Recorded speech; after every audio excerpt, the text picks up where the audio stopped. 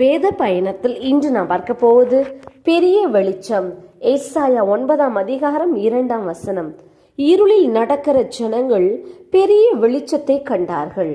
எப்பொழுது இருளில் நடக்கிற ஜனங்கள் பெரிய வெளிச்சத்தை காண முடியும் என்றால், நாம் கர்த்தரை நோக்கி பார்க்கும்போது பிரகாசம் அடைகிறோம். தேவனுடைய பெரிய வெளிச்சத்தை காண முடிகிறது. இருளில் நடக்கிற ஜனங்கள் பெரிய வெளிச்சத்தை கண்ட பின்பு எவைகள் எல்லாம் அவர்களுடைய வாழ்வில் நடக்கிறது என்று பார்ப்போம்.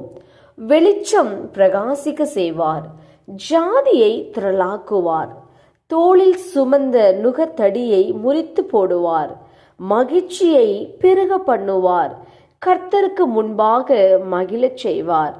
ஆம், நீங்களும் ஆண்டவராகிய இயேசு என்னும் பெரிய வெளிச்சத்தை காண்பீர்கள் என்றால் சொல்லப்பட்ட அனைத்து ஆசீர்வாதங்களையும் பெற்றுக்கொள்வீர்கள்.